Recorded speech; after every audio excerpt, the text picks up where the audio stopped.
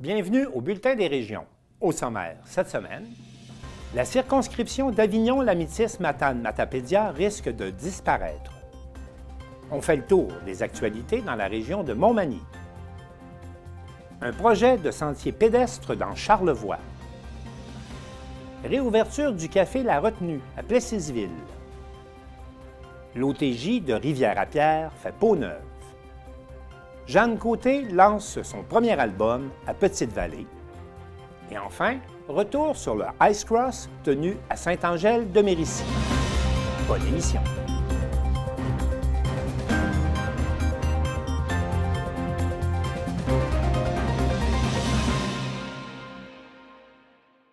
Le Bulletin des régions est réalisé hebdomadairement grâce à la collaboration de 20 télévisions communautaires autonomes associées à Cogeco.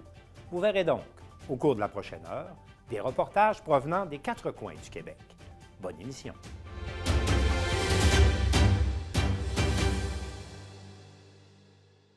La circonscription d'Avignon-Lamitis-Matapédia-Matane risque de disparaître aux prochaines élections et Marc Baudouin de la TVC de la Matapédia en parle avec la députée Christina Michaud.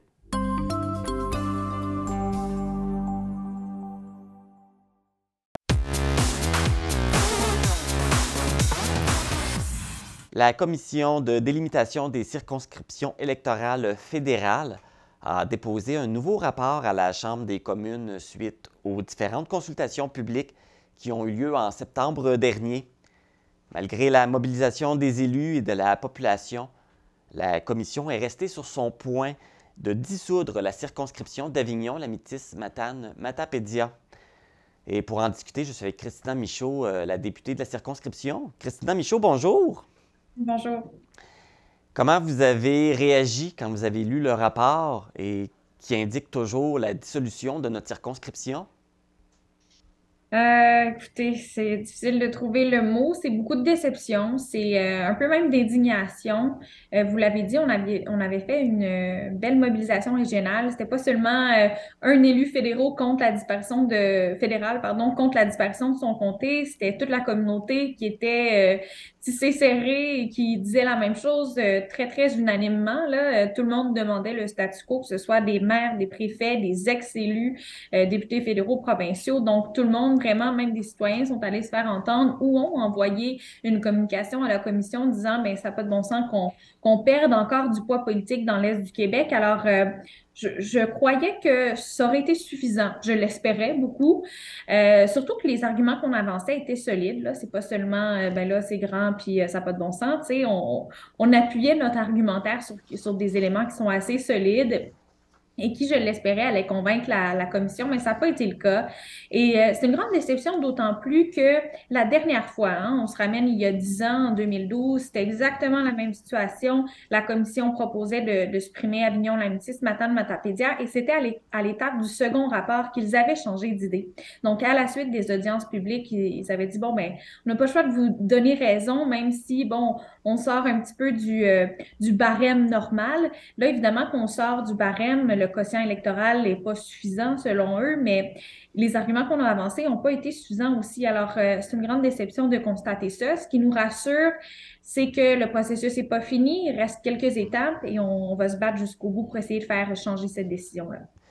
Justement, là, comme tu mentionnais, la dernière fois, ça a changé au deuxième rapport. Là, au deuxième rapport, ça n'a pas changé. Et avec toute la mobilisation qu'il y a eu, est-ce qu'on doit s'inquiéter du fait là, que la commission reste sur son point? Absolument qu'on doit s'inquiéter et on doit même avoir une réflexion qui va plus loin que ça.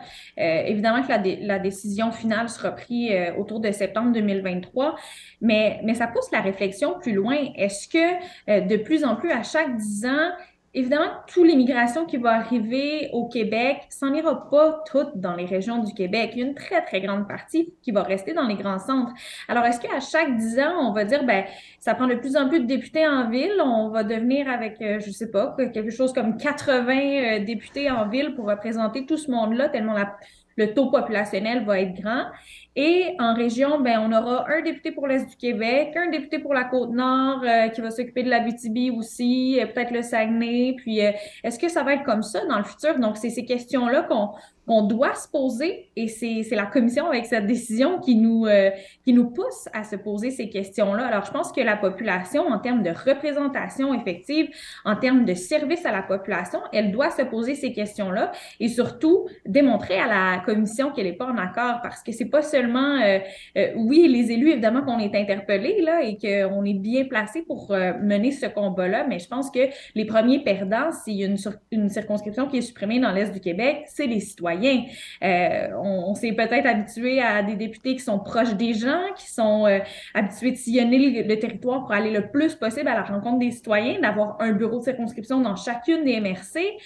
Si on se retrouve avec un immense comté et qu'il y en a seulement 3 de Montmagny aux Îles-de-la-Madeleine, mais ça se peut que la représentation soit pas du tout la même parce que ce sera juste physiquement impossible d'aller à la rencontre de tout le monde et de participer à tous les événements qui ont lieu dans une circonscription. Donc, il y a certainement là cette réflexion il y a certainement cette réflexion-là à avoir. Oui, là, on parlait de la proximité justement des députés par rapport aux citoyens. Et l'argumentaire qui ressort encore de la commission, c'est la démographie. On utilise encore les statistiques de dire, ben oui, mais vous êtes moins peuplé, mais c'est pas juste une question d'un nombre de personnes, mais je pense que c'est aussi de la grandeur, la dimension qu'il faut qu'ils prennent en compte. Et c'est assez incroyable parce que les commissaires se contredisent pratiquement eux-mêmes dans le rapport parce qu'ils disent, vous en voulez pas mal à la mathématique, ce n'est pas seulement mathématique, mais dans le fond, c'est l'argument le plus fort, la mathématique. Mais si c'était seulement une chose mathématique et de statistique, là, je pense que l'intelligence artificielle est assez développée pour qu'on puisse mettre tout ça dans une machine et qu'il délimite des circonscriptions à la grandeur du Québec pour avoir à peu près 109 000 personnes sans prendre en compte les communautés d'intérêt, les MRC, les relations entre les municipalités qui existent et on mettrait tout ça dans la machine et on aurait un résultat. Si c'était que cet élément-là qui était important, mais évidemment, ce qu'on a démontré à la commission, c'est qu'il faut avoir un certain jugement, il faut connaître le terrain, il faut savoir comment ça se passe chez nous pour être en mesure de décider comment est-ce que ça devrait fonctionner, les circonscriptions fédérales. Donc, c'est un peu insultant de se faire répondre ça parce que si c'était si mathématique et que mathématique, on pourrait mettre tout ça dans une machine et on aurait un résultat. On serait d'accord ou non, mais ce serait comme ça. C'est pas pour rien qu'il y a 3 personnes qui ont été sélectionnées pour prendre une décision. C'est pour qu'ils fassent preuve de jugement et pour qu'ils prennent en compte certains éléments qu'une machine ne pourrait pas percevoir. Alors, c'est un peu frustrant de se dire, ben justement, ces éléments-là n'ont pas été pris en compte. Surtout qu'en plus, au niveau démographique, il y a d'autres circonscriptions ailleurs dans le Québec qui sont à peu près la même quantité de citoyens que nous, on a ici, là. Ben, en fait, on est vraiment en deçà de OK. la moyenne provinciale, si on veut. Normalement, on veut qu'il y ait à peu près 109 000 personnes par circonscription. Ça peut être 25 en bas de ça ou 25 en haut de ça. Tout le monde est pas mal dans ces barèmes-là.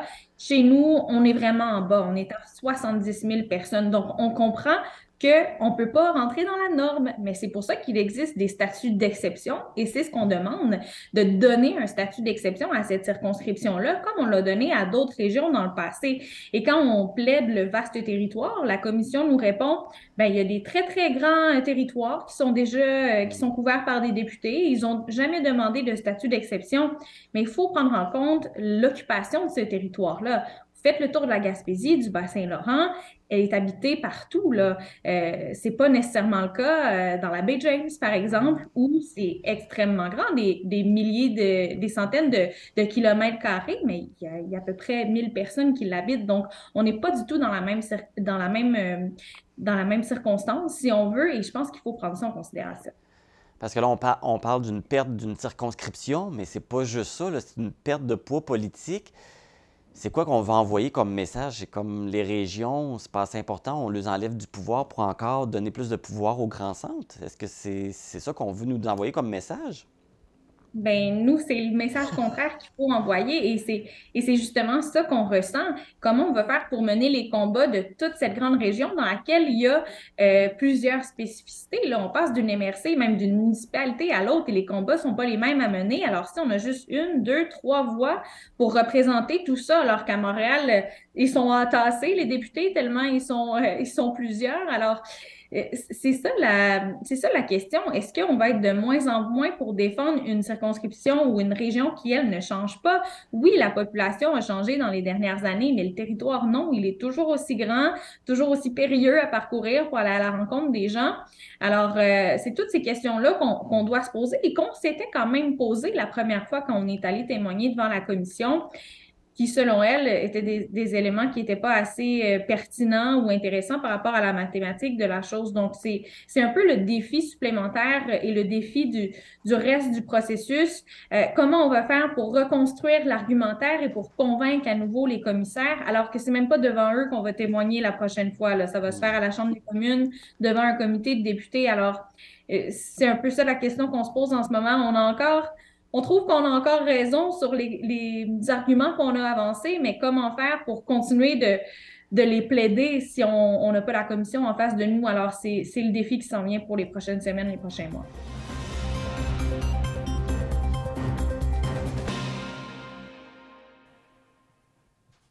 Je me suis entretenu avec Michel Montminy de SEMA TV afin de faire le tour des sujets d'actualité dans la région de Montmagny.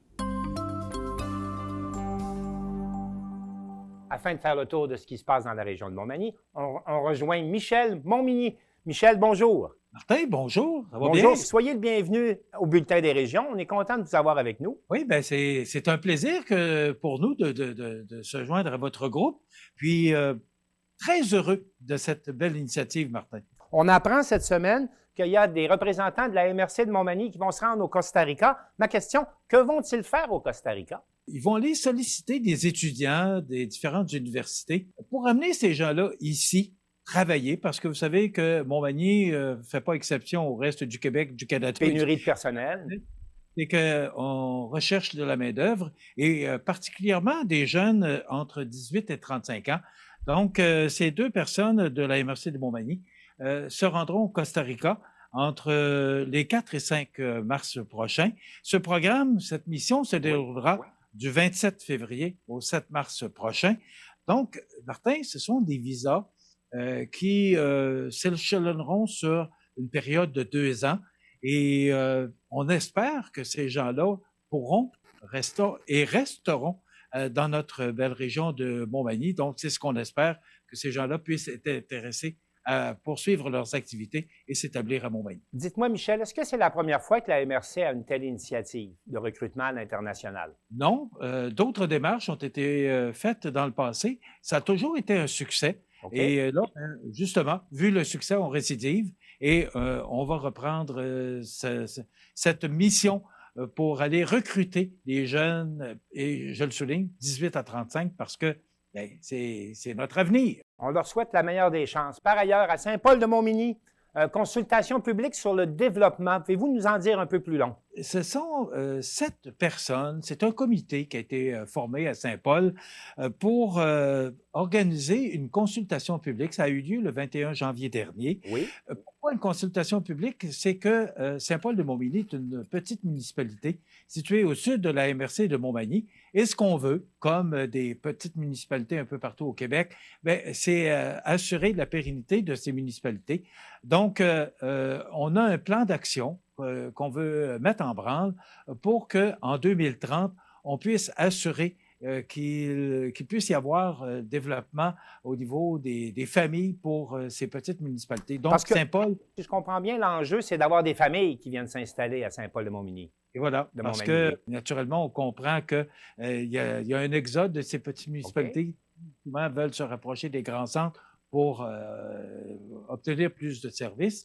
Mais Martin, ce qui est important de mentionner, pour une petite municipalité comme Saint-Paul, c'est plus de 50 personnes qui ont participé à cette consultation publique et le maire de Montmagny, M. Talbot, était extrêmement satisfait de la participation. Donc, il y aura un plan d'action suite à cette consultation publique. Il y aura un plan d'action émis et la population sera informée du plan d'action qui sera mis en branle suite à cette consultation publique. Et on comprend là qu'ils sont nombreux à se sentir préoccupés par l'avenir de leur municipalité. Oui, et depuis que le maire Talbot est en place, il faut le dire, Saint-Paul-de-Montmagny est extrêmement dynamique et encore une fois, on prouve que ça bouge à Saint-Paul.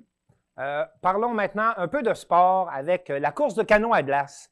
Vous savez, il y a des équipes d'un peu partout au Québec, mais il y a une tradition chez vous dans le canot à glace. Ben d'abord, vous avez sûrement déjà entendu parler des La Chance à Montmagny, Oui. qui ont fait les beaux jours de la course en canot à Québec.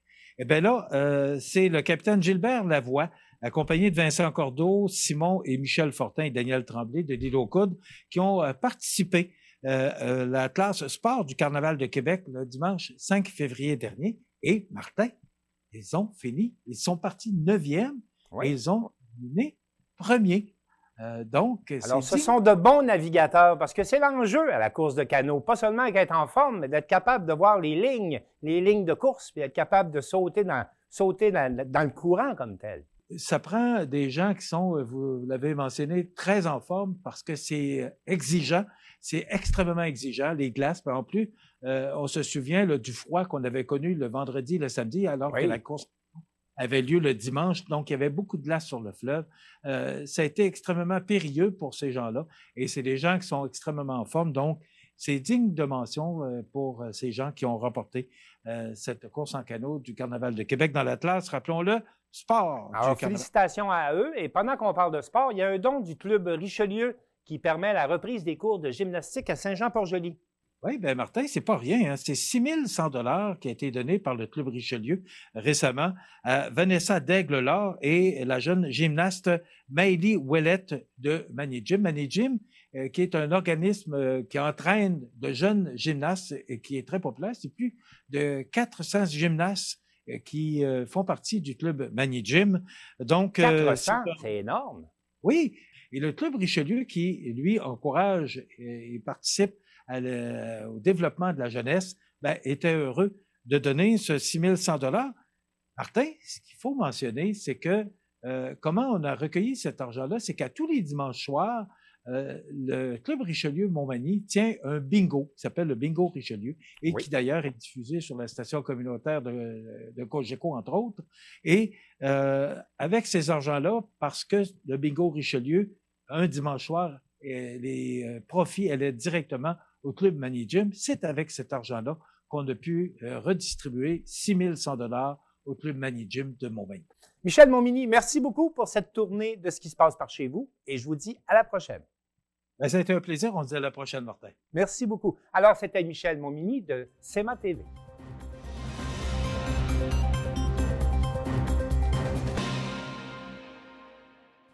Dans Charlevoix, le projet de sentier pédestre reliant Baie-Saint-Paul à Saint-Joseph-de-la-Rive progresse à grands pas et Lydia Duchesne est allée rencontrer les promoteurs.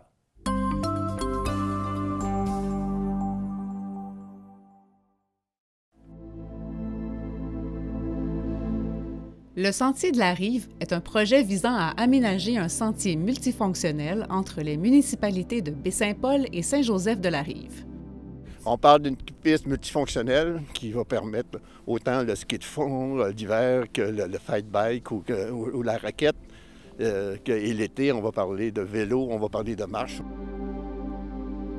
D'abord élaboré en 2010, le projet laissé sur la glace a été repris par un groupe de citoyens l'an passé et l'étude d'impact socio-économique qui vient d'être réalisée confirme des retombées intéressantes allant de 400 000 à 10,1 millions de dollars pour la région, selon différents modèles de sentiers. Quand on parle de retombées potentielles, dépendamment de la configuration qui sera retenue ultimement, ça varie entre 400 000 $ qui peuvent aller jusqu'à 9-10 millions comme tel, quand on est dans des configurations exceptionnelles.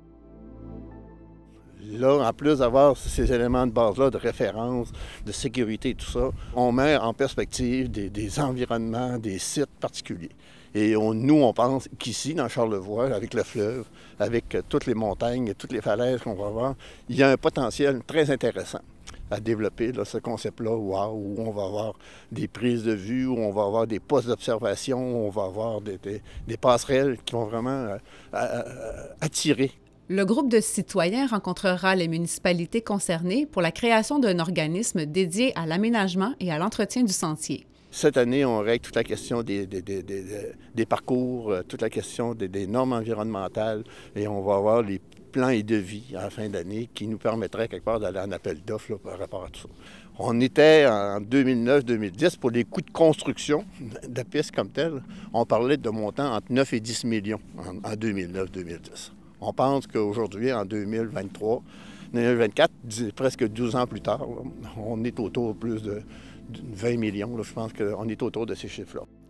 La rédaction du plan d'affaires et la recherche de financement se feront en 2023-2024 dans l'objectif d'ouvrir le sentier en 2025.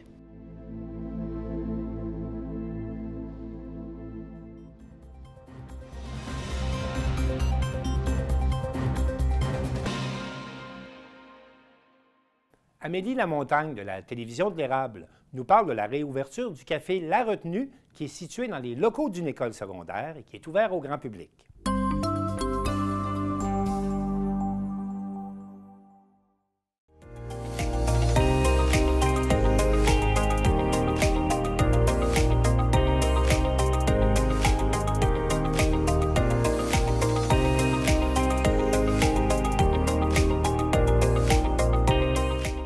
C'est officiel, après 3 ans d'inactivité, on annonce officiellement la réouverture du café La Retenue. On voit le produit fini, c'est bien intéressant. On a participé à Impact Emploi de l'Érable tout de suite quand on a reçu cette demande-là. On a vu le sérieux des 2 filles aussi et de Daniel qui disait « Oh oui, tu vas en avoir 2 bonnes, là, je pense que ça va bien aller. » Puis effectivement, ça a très, très bien été. On a offert un don de 1 500 $ en partant via un projet de chez nous en entrepreneuriat. Merci à tous pour votre collaboration. Merci à Amex de nous avoir fourni le bois pour les panneaux muraux du café. C'est une grande chance de vous avoir comme commanditaire. Le café n'aurait jamais eu cette belle allure sans vous. François Vigneault fut celui avec qui nous avons communiqué lors des arrangements. Un grand merci de nous avoir offert exactement ce que nous voulions. C'est plus qu'apprécié. Donc, merci également à nos autres partenaires, donc Desjardins, Jardinerie Fortier, Profiltech, Métalpless, Brûlerie des Cantons, Imprimerie Filion, Orapé et IGA. Ce qui est le plus beau dans ce projet-là, ce qu'on doit comprendre, c'est qu'on parle beaucoup de la jeunesse, on parle beaucoup de la fainéance de la jeunesse, du manque d'entrepreneuriat de la jeunesse, du manque d'entreprise de notre jeunesse. C'est souvent ce qui ressort, hein? C'est toujours le côté négatif qui ressort des ados. Là, on a un exemple de 2 jeunes de 16 ans qui ont décidé de se prendre en main et de faire leur propre emploi à quelque part en même temps et de devenir entrepreneurs dans leur région, pour leur communauté, pour les élèves, mais pas juste pour nos élèves, pour tous les élèves qui ont déjà passé à la polyvalente La Samar. Donc, on a un milieu de vie scolaire qui est utilisé dans le jour et un milieu de vie hors scolaire la fin de semaine, samedi, dimanche, pour une population plus grande, étudiante et plus. Fait que ce partenariat-là est super intéressant, puis ça nous fait plaisir de collaborer comme centre de service scolaire avec la municipalité, avec les entreprises de la région. Imaginez-vous, ils trouvaient que c'était beau, c'était le fun que les élèves aient ça. Alors imaginez-vous aujourd'hui, avec la nouvelle décoration puis le nouvel élan que vous lui donnez, c'est vraiment fantastique que la communauté de Plessisville puisse bénéficier d'un local comme ça, puis les élèves en premier lieu, ces élèves qui en profitent au quotidien, mais la communauté aussi, les anciens et tout ça. C'est maintenant le temps de vous dévoiler notre mural dont nous sommes bien fiers. Nous tenons d'abord à remercier M. Denis Daigle, photographe, qui malheureusement n'a pas pu être présent ce soir. Il nous a gracieusement permis d'utiliser sa photo. Merci à la ville de Plessisville d'avoir financé cette belle œuvre.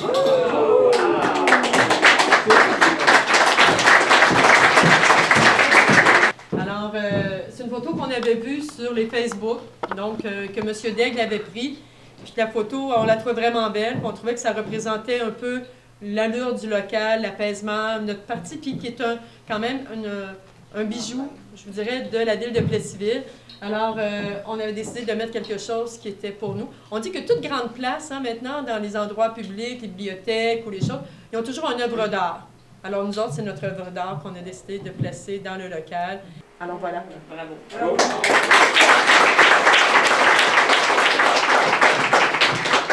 Voici maintenant une vidéo très représentative de cette belle aventure pour moi et Léonie.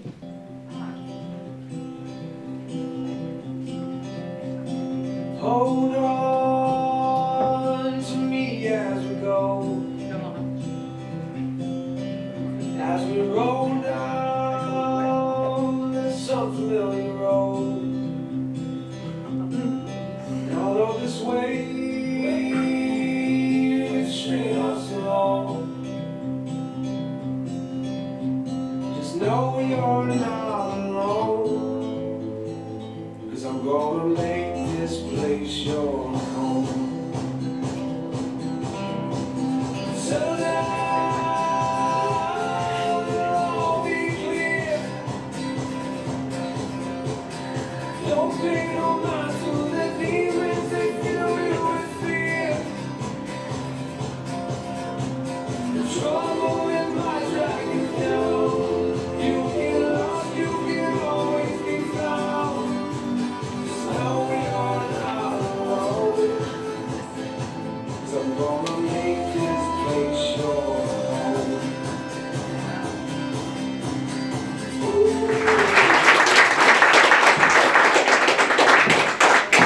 Je vous souhaite une excellente fin de soirée et je vous invite en grand nombre à encourager le Café La Revenue qui ouvrira ses portes ce samedi 4 février. Nos heures d'ouverture sont de 8 à 16 heures les samedis et dimanches. Merci de votre présence ce soir. Puis comme je faisais partie de la commission jeunesse de Plessisville, bien, c'est un projet qu'on a décidé de mettre sur la table, présenter à la ville, en fait, là, pour essayer d'offrir justement un milieu, oui, aux étudiants, mais aussi aux gens pour pouvoir se rassembler, soit après une partie de ski de fond qui est juste ici en bas, ou après juste pour venir socialiser ou travailler, par exemple, faire une rencontre de travail. Puis pour le nom, en fait, c'est après plusieurs recherches, après discussions avec des gens de notre côté, là, en 2018, justement, on avait dit un peu comme ça se passait à l'école, en réalité, puis qu'on ramenait les gens le samedi et le dimanche à l'école. On voulait faire un peu un rappel aux retenues qu'il y avait dans le temps, que les samedis, que les gens venaient, quand il y avait des manquements de discipline, par exemple, à l'école, qui venaient à l'école pour eux reprendre des travails ou quoi que ce soit. Mais là, on voulait le faire dans un contexte de plaisir plutôt que d'obligation. C'est plus qu'intéressant d'avoir un endroit de même pour venir socialiser, étudier. Puis on souhaite aussi que les gens de la municipalité puissent s'en servir. On sait qu'à côté, on a le club de ski de fond. Actuellement, il y a beaucoup de gens qui font du ski de fond. Fait que, ils vont être invités ici, après leur randonnée de ski de fond, à venir prendre une boisson chaude, un café. Puis aussi, l'été, il y a les jeux de deck hockey, qu'il y a beaucoup de monde. Puis ce qu'on trouvait intéressant, c'est que et la commission scolaire et l'école, qui est représentée par Daniel, Impact Emploi, puis tous les partenaires ont été ravis par ce genre de projet-là. On dirait que toute la communauté s'est ralliée derrière ces deux jeunes filles-là qui ont bien mené leur bac, là, puis qui ont bien fait les choses. Puis c'est sûr qu'après notre secondaire, on espérait que, on lègue ça à quelqu'un, deux jeunes ou un jeune, ou peu importe, qui reprennent ça puis qui soient autant passionnés que nous dans ce travail d'entrepreneuriat. Du fonctionnement, dans le fond, c'est ouvert les samedis dimanches de 8 à 16 heures. C'est ouvert à tous, tout type d'âge. On a vraiment essayé d'offrir un café qui peut convenir à n'importe qui, que ce soit quelqu'un qui veut venir étudier, travailler, des amis qui veulent venir prendre un café ou juste relaxer. On a des jeux de société. Sinon, pour les mamans, on a des jeux pour enfants, on a des livres pour enfants. Fait qu'on a vraiment essayé de rendre ça accessible pour tout le monde. On s'est dit ça, on va commencer par la fin de semaine, mais si on voit que ça roule, que on a beaucoup de demandes, dans le fond, ce qu'on aimerait, c'est vraiment que les gens nous donnent des commentaires de ce qu'ils aimeraient, des choses qu'ils aimeraient voir dans le café, mais aussi les heures d'ouverture, c'est qu'est-ce qu'ils aiment, c'est qu'est-ce qu'ils aiment moins, c'est ça, pour que nous, on le rende accessible aux gens. C'est ça notre but, qu'il soit accessible à tous. Puis le meilleur qu'on peut, c'est sûr que ça peut pas être tout le monde, que ce soit parfait, mais on fait de notre mieux. On a tout ce qui est autour de l'école, toute l'implication qu'on offre aux jeunes, les activités qu'on offre aux jeunes, que ce soit Jeunesse sans frontières, que ce soit la robotique, que ce soit peu importe ce qu'on peut avoir dans l'école, le sport, c'est qu'on facilite la vie aux jeunes pour aller chercher le maximum de ce qu'ils ont besoin pour aller dans la vie. Moi, ce que je veux, c'est quand ils sortent de l'école, qu'ils deviennent des gens autonomes, des gens qui vont aller faire grandir leur communauté. Mais en fait, ce que les filles ont appris ce soir, c'est qu'elles étaient nommées dans la catégorie relève. Donc, le gala de distinction, c'est la première édition cette année. Donc, ça va avoir lieu le 10 mars. Il y a 9 catégories de récipiendaires dans différents domaines qui touchent tous au bénévolat. Donc, il y a quelqu'un qui a soumis la catégorie de Léonie et Charlotte dans la catégorie relève. Donc, les gagnants dans chaque catégorie vont être dévoilés lors du gala qui va avoir lieu le 10 mars.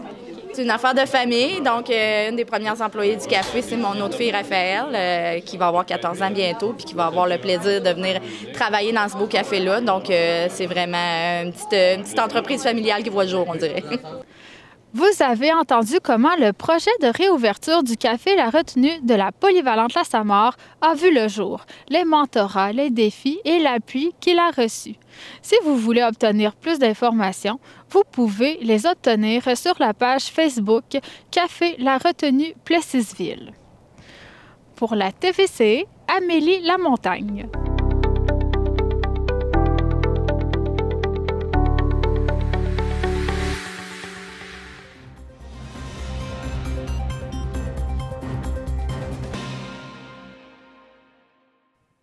L'OTJ de Rivière-à-Pierre est un véritable lieu de rassemblement pour cette municipalité de quelques 600 habitants et David Julien de CJSR nous a préparé un reportage suite à la rénovation des locaux.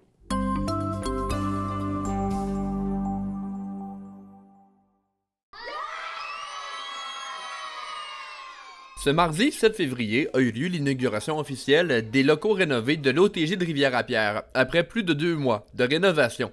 C'est sous le nouveau conseil d'administration présidé par Sylvain Landry que l'OTJ a redoré son image. Les rénovations ont touché entre autres les armoires, la cuisine, le plancher et les lumières. C'est grâce à une aide financière d'un peu plus de 22 000 $ de Desjardins ainsi qu'à un nombre incalculable d'heures de bénévolat que le projet a été réalisé. À Rivière-à-Pierre, l'OTJ rassemble les jeunes mais aussi les familles pour une multitude d'activités.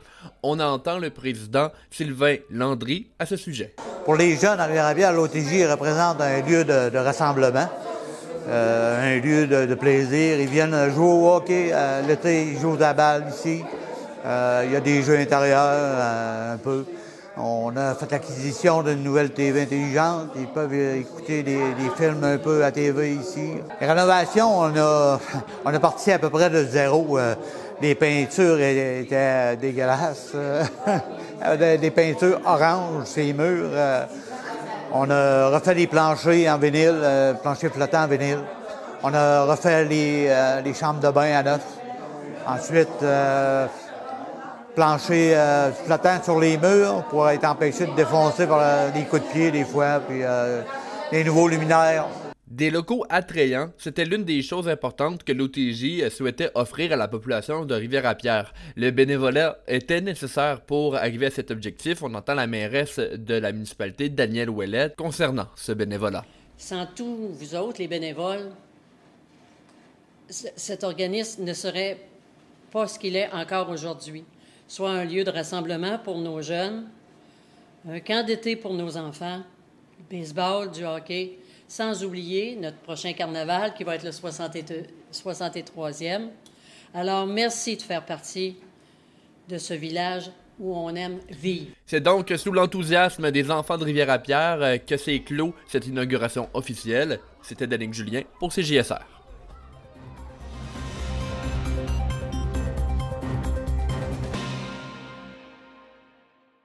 Jeanne Côté, une artiste originaire de Petite-Vallée, a lancé son premier album la semaine dernière et Caroline Blouin de la télévision de l'Estran l'a rencontrée.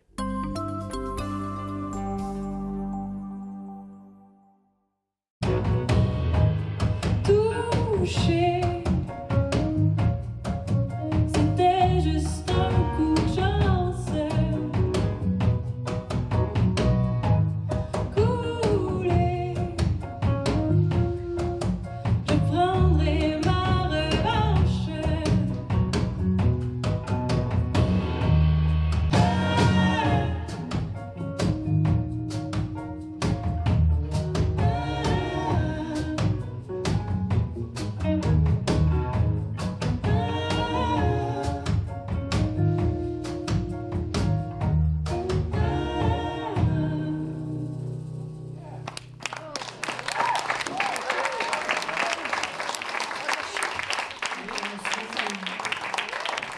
Jeanne Côté, bonjour et bienvenue. Merci. Bienvenue chez toi, bienvenue à la maison. Oui. Tu as 2 maisons, toi, là. Ben oui, c'est ça. Montréal et Petite-Vallée.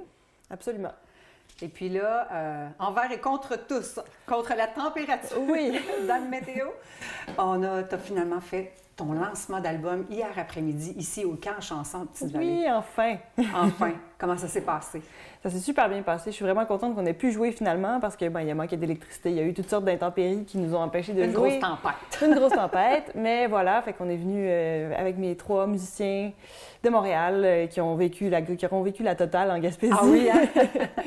Mais on est venu jouer puis ça a marché. Fait que je suis vraiment contente d'avoir pu jouer. Puis je suis contente que les gens aient osé se déplacer aussi pour venir voir ça. Je suis vraiment très, très heureuse de l'assistance aussi. C'était bien le fun. Oui. Comment s'est passé le processus de création pour toi, Jeanne? Tu as une dizaine de chansons sur cet album-là. Ça part comment, faire un album? Bien, ça part d'un moment où j'avais besoin de tester mes aptitudes. J'ai découvert des nouveaux outils pour écrire dans les dernières années parce que j'ai pris plein de formations avec plein de monde. Puis là, c'est des formateurs qui donnent des idées sur comment débloquer quand t'es bloqué. Quand t'as la page blanche, finalement. Bien, j'avais le goût de tester ça, puis j'avais jamais eu l'occasion de le faire avant. Fait que je me suis dit, OK, là, je prends un mois au complet, puis j'essaie d'écrire au moins une chanson à chaque semaine, tu sais. Puis je suis partie d'une toune que j'ai souvent dans la tête, qui s'appelle « Je n'y suis pour personne ». Elle est sur l'album. C'est une toune de Daniel Lavoie puis Sylvain Lelièvre, qui ont écrit ensemble. Oui. Fait que je suis partie de cette chanson-là. En fait, je me suis dit, tant qu'à l'avoir dans la tête, je vais en profiter pour en faire un genre de moteur de création. Puis j'ai voulu y écrire une sorte de réponse à cette chanson-là. D'accord. Fait que c'est parti de là pour la chanson « Suite pour personne », qui sonne un petit peu... Le titre sonne un peu pareil comme « Je n'y suis pour personne ». Je voulais faire une espèce de rappel. Puis là, ça s'est comme dévoilé tout seul que je voulais parler de solitude, en fait. D'accord, oui. Fait qu'à partir de là, ben j'ai comme développé la solitude sous différents angles. Je me suis comme dit, comment je file quand c'est plus sombre, comment je file quand c'est plus lumineux, quand j'en ai besoin pour vrai de cette solitude-là et tout ça. Fait que ça a créé plein de chansons qui en parlent différemment, finalement. Est-ce que ça arrive des fois, tu dis au moins en faire une par semaine, mais est-ce que ça arrive que tu en commences une, mais à un moment donné, il y a des idées pour d'autres qui viennent? Oui, quand je me suis mis à faire ça, en fait, la première semaine, j'en ai sorti 4. Puis la semaine d'après, il y en avait moins, fait que tu peux pas vraiment prévoir exactement comment ça va se passer, mais c'est ça. Le défi a fonctionné, finalement. Donc, ça te prend des moments tranquilles pour composer ou... Oui, mais j'essaye de justement pas me mettre trop de barrières parce que si je me dis, si j'attends le bon moment, l'inspiration, d'avoir le temps qu'il faut, tout ça, des fois, ça marche pas, en fait. Ça marche pas plus.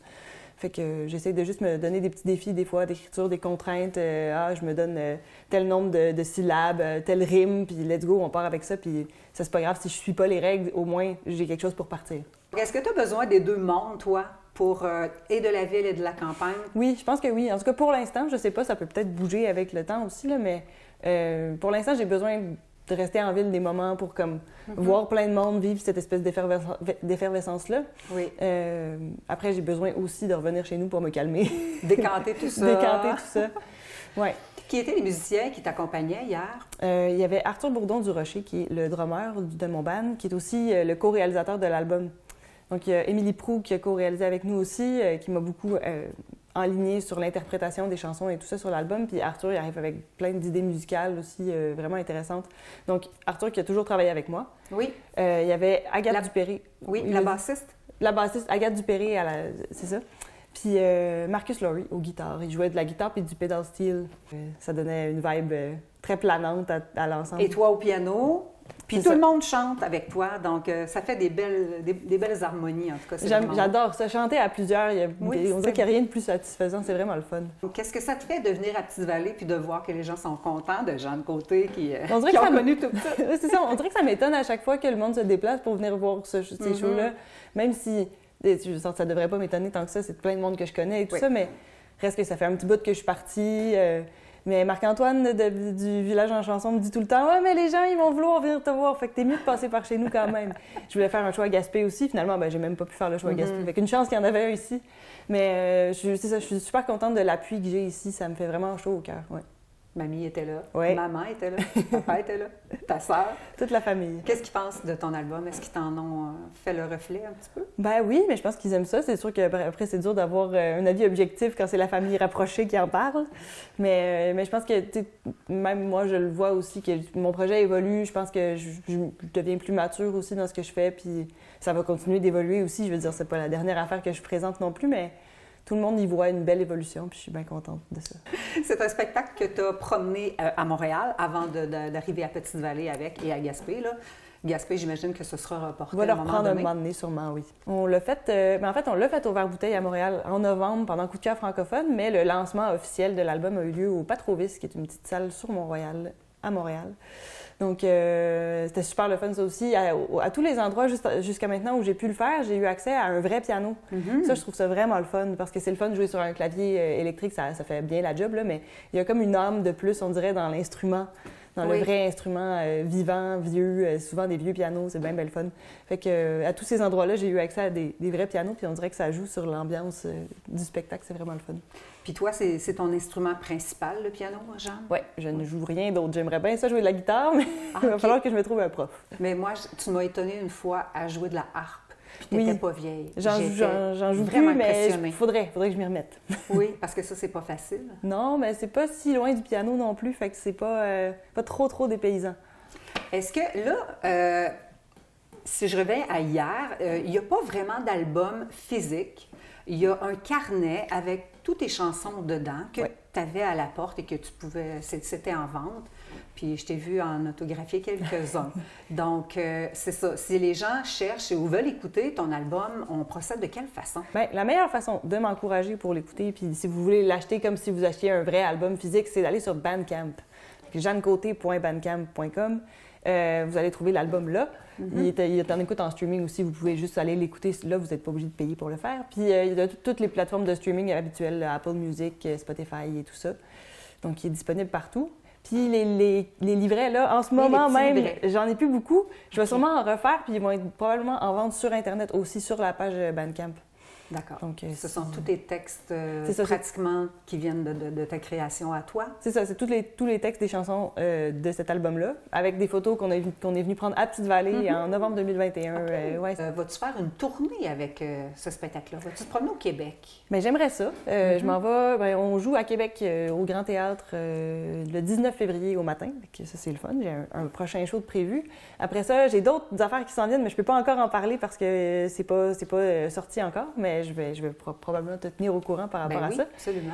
Pour le reste de l'hiver, après, moi, je croise les doigts. Je suis une artiste indépendante et qui fait tout toute seule. Fait que pour me booker des shows et tout, il faut que je travaille fort. Pour l'été aussi, j'imagine. T'aimerais sûrement oui, c'est sûr. Te promener avec ce spectacle-là. Oui, j'aimerais ça. Mais je travaille là-dessus. On va voir ce qui s'en vient. Et les porter. Tu es ouverte aux offres aussi. Absolument. Et quand tu composes, est-ce que tu commences par la musique ou au piano ou c'est plutôt le texte, toi, d'abord? Ça se passe dans ma tête. Oui? Tout vient en même temps un peu? Oui, j'écris dans le métro, genre, quand je me promène, je marche, je sors mon téléphone, puis souvent, je fredonne des mélodies, en fait. Ça part avec la musique, mais des fois, il y a des petits bouts de phrases qui arrivent puis qui se fondent là-dedans, puis ça me donne un point de départ, finalement. Ouais. Depuis quand tu sais que c'est ce que tu veux faire? Bien, c'est une bonne question parce que quand j'étais au secondaire, en fait, même quand j'étais au primaire, j'écrivais des histoires, j'écrivais des livres pour mes amis, genre j'aimais beaucoup ça, la littérature. Puis j'ai étudié là-dedans après, puis mon plan, c'était de devenir prof de français au secondaire. OK.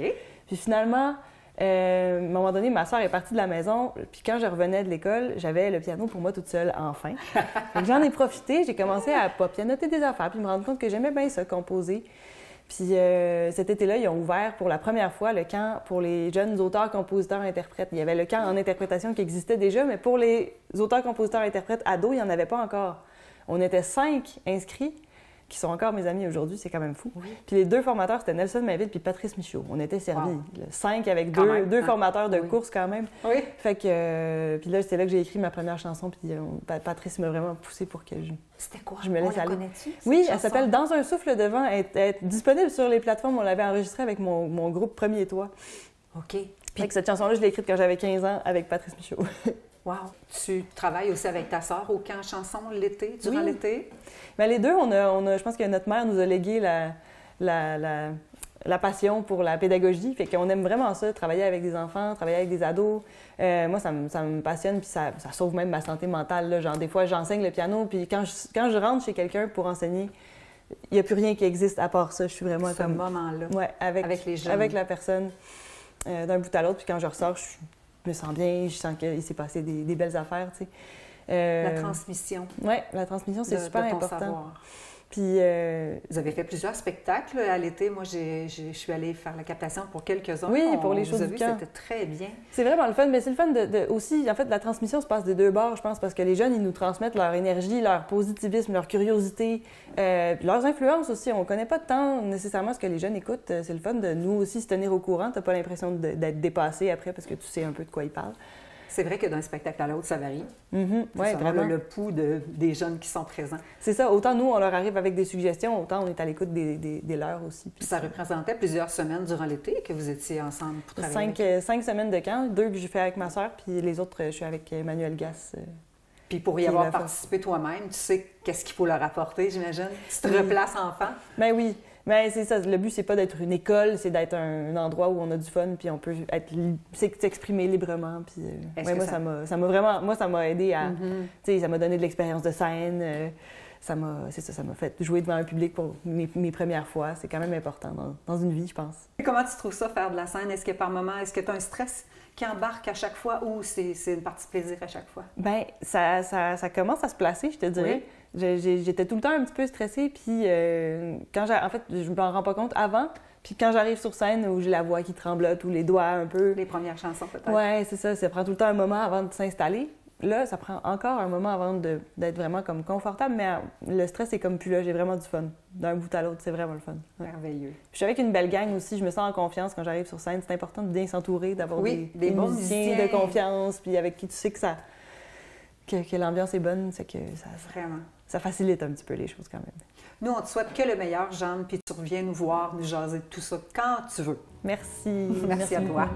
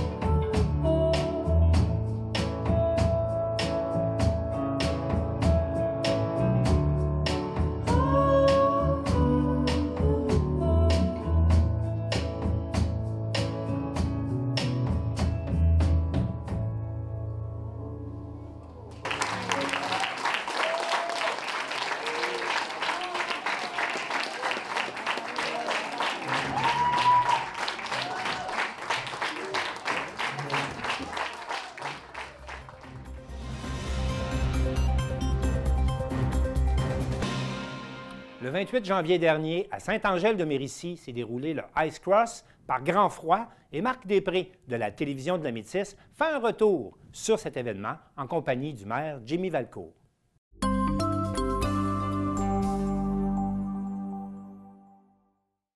Eh bien, Jimmy Valcourt, donc on se trouve juste derrière nous, il y a cette fameuse pente donc du Ice Cross. On est lundi matin. Ah ouais, t'as l'air plus fatigué que moi. Non, c'est lundi, on s'est lavé, on a pris le temps de laisser tomber la poussière un peu. Puis quand même, la fin de semaine, c'est quand même bien passé. Là, on finit, c'est moins froid. Là. On est quand même capable de faire une entrevue dehors. Mais quel week-end on a eu. Puis on appelle ça c'est un sport extrême. Ben, je pense que l'organisation aussi a vécu un sport extrême. Ben, on parle aussi de température extrême, là. C'est extrême. Je peux pas vous dire combien, mais il a fait au moins 45, moins 50, là. Il y a une génératrice qui est complètement fendue, là, au froid. C'est dur à imaginer. C'était froid vendredi particulièrement. Assez que, tu sais, on s'est demandé, on continue. Est-ce qu'on continue? Est-ce qu'on arrête? Moi, avant de me lever, là, j'entendais le vent. J'étais dans mon lit, j'entendais le vent, puis je connais ce vent-là. Je me dis, ça va être beau dehors. Puis je regarde le cellulaire, les commissions scolaires étaient fermées. Le Carnaval de Québec a reporté des activités. difficultés. Ouais, j'ai dit, nous autres, on est qui pour continuer là-dedans? Mais là, les athlètes étaient déjà tous arrivés ici. Ça fait que là, c'est une compétition internationale. On est là pour faire une compétition avec des athlètes. Ils sont tous là. Il n'y a pas de raison de ne pas le faire. Là. On est prêts, puis le parcours est là. C'est juste que ça va être difficile pour eux, mais en même temps, ils s'attendent à ça. C'est un sport d'hiver. Puis ça a été une partie de leur défi. Un nouveau style de parcours, mais aussi du froid puis du vent pour les compétiteurs. Et donc, vous avez même eu l'occasion de leur jaser. Donc, ils étaient prêts à tout, quoi. Ben, c'est certain qu'ils étaient prêts à tout. Puis, ça leur a été demandé aussi dans la salle. Est-ce qu'on continue? Puis tout le monde était prêt à y aller puis à continuer, autant en anglais qu'en français. Puis, toute la journée, ben, les compétitions, tout s'est déroulé normalement. Il y a peut-être une qualification. Là. Il y avait 2 rondes de qualification. Il y en a une qui a été diminuée, on va dire enlevée, pour que ça aille plus rapidement parce que c'est extrême. Mais en même temps, les patineurs, ils étaient à la salle. On allait les chercher. Il y avait une navette qui les a amenés au parcours. Puis une fois rendus au parcours, ben, ils faisaient leur qualification, puis on les ramenait immédiatement. Il fait qu'il y avait une période, mais j'ai parlé avec plusieurs d'entre eux. Tout ce qu'ils me disent, c'est que c'était le fun, c'était bien organisé. On a eu froid, puis il y en a aussi, je prends l'Australien, là, lui, il a eu vraiment froid. Ou le gars de l'Afrique du Sud aussi, là, c'est des gens qui ont eu froid, mais on remarque que sur les podiums, il y a beaucoup de Canadiens. Ça fait que peut-être parce que les Canadiens sont plus adaptés au froid, mais c'est ce qui s'est passé en général. Et on voulait au moins 90 participants, on l'a nettement dépassé. Oui. Je me souviens pas ce matin, c'est 107 ou 117, là, mais c'est en haut de 100, c'est certain. Il y en a eu des participants, mais c'est ça qui est beau, eux autres, ils ont besoin de points pour aller faire la compétition finale. Ça fait qu'ils vont faire des parcours. S'ils ne se qualifient pas, ben, ils sont obligés d'aller ailleurs pour avancer dans le circuit. Ce qui est intéressant aussi, c'est qu'il y en a des locaux, là, c'est la première fois qu'ils faisaient ça, qui se sont qualifiés, là, qui pourraient aller compétitionner ailleurs pour finalement faire le championnat. C'est ça qui c'est super intéressant pour l'ouverture que ça a eu. Là-dessus, ben, on a vu ça. Mais les supporters ils supportaient moins vendredi. Samedi, en fin de journée, quand même, avec petite éclaircie. Moi, j'ai cru voir le soleil, mais c'était froid quand même. Il y a eu quand même du monde sur le parcours. C'était le fun. En fin de journée, là, il y avait des gens, on avait des feux. Le vent avait baissé un petit peu, mais samedi, on avait retardé le départ des compétitions à midi. Puis on savait que ça allait descendre. C'était froid quand même, mais au moins, c'était plus viable là, sur le bord du parcours. Puis il y avait une belle ambiance. Si ça avait été de même toute la fin de semaine, ça arrêtait le fun, mais on n'est pas déçus, là. Vraiment pas. Et parlant de ce parcours-là, je pense qu'on peut féliciter ceux et celles qui ont été responsables du site parce qu'ils ont fait un travail incroyable. Ah oui, c'est un travail, c'est difficile, c'est des conditions difficiles, puis il faut se souvenir que quand ils sont arrivés le 9 janvier, il n'y avait pas de neige du tout, on était sur la glace, puis là, notre problème, c'était qu'il fallait prendre de la neige, on avait ramassé de la neige dans les champs, transporter de la neige pour finalement arriver au vendredi 13 où il y a eu une grosse bordée de neige. Après ça, ben, la neige n'a pas arrêté. Ça en est même devenu un problème parce qu'en construisant le parcours, en glaçant, ben, à chaque fois qu'il y avait une accumulation de neige, il faut qu'ils déblaient le parcours. Là. Puis quand le parcours il est complété, c'est 250 mètres, même peut-être 260 ici, ben, il faut le déneiger. Il y a des journées que ça leur prenait 5 ou 6 heures. Là, c'était assez. Ça retardait beaucoup la glace. Puis après ça, ben, les froids extrêmes sont arrivés. Je vous dirais que la semaine dernière, mercredi passé, il y a eu un gros boom. Là, ils ont demandé de l'aide, puis ça a glacé toute la nuit. C'était froid. C'était 24 heures sur 24. Là, puis c'est plus rendu avec un gros boyau, c'était avec une petite hausse de jardin en dernier qu'il fallait glacer pour avoir des couches minces. L'objectif était de se rendre à 18 pouces de glace puis d'être lisse comme un comptoir. Mais je pense que le parcours, il est resté beau. Il est encore beau. Même affaire, vendredi, après la compétition, ils s'attendaient de glacer, mais c'était vraiment extrême au niveau froid. La Bonne-Fontaine n'ouvrait même plus. Fait qu'ils ont décidé de laisser tomber la glace puis de venir voir le spectacle à l'église avec nous autres. Et en bout de ligne, comment ils l'ont trouvé le parcours? Les compétiteurs, ils l'ont apprécié. Puis c'est pour ça aussi qu'il y en a beaucoup qui sont venus. Je pense que dans toutes les inscriptions, on est l'endroit où il y a eu le plus de compétiteurs parce que les gens qui fabriquent le parcours, on prend Chantal Caron puis Steven Cox avec l'aide de Édouard Proulx, ben il y a des bénévoles. Eux autres, c'est les têtes dirigeantes, on va dire. Ils en ont fait des parcours. Ben, les autres, ils posent beaucoup. Ils font beaucoup de médias sociaux. Ils connaissent les athlètes. Puis Steven Cox en est un courseur. Lui, il faisait le crash ice à Québec. Il l'a fait partout dans le monde. Là. C'est un des top 20. Puis on l'a vu sur le parcours, nous autres aussi, puis c'est pratiqué. Puis c'était impressionnant. Ils voyaient le parcours, puis les athlètes, ils disaient, faut y aller. Le parcours est intéressant, c'est différent. Fait que ça nous a aidé un coup de pouce. Puis c'est des gens qui connaissent tellement ça qu'ils savent comment les athlètes réagissent aussi.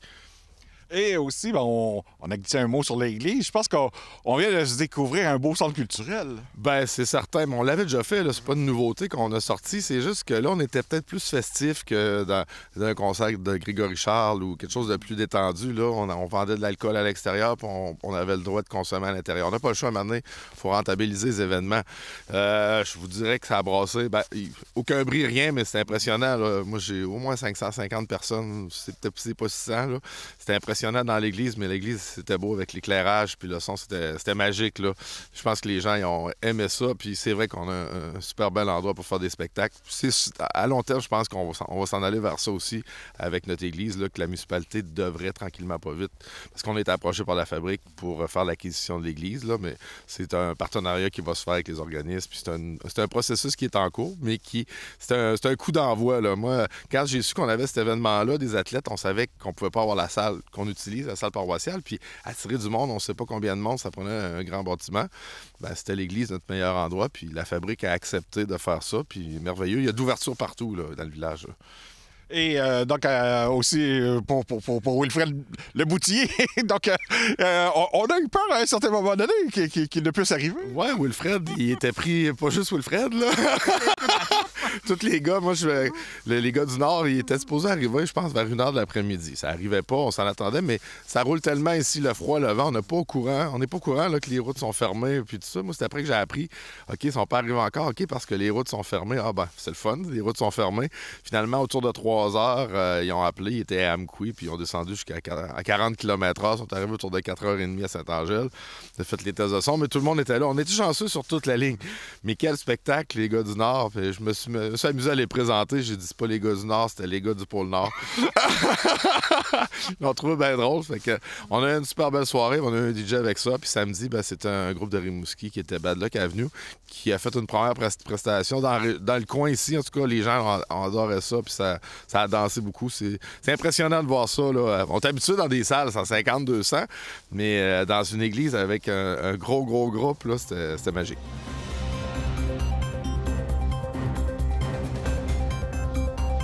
C'est tout pour le Bulletin des régions cette semaine. On espère que ça vous a plu et je vous dis à la prochaine.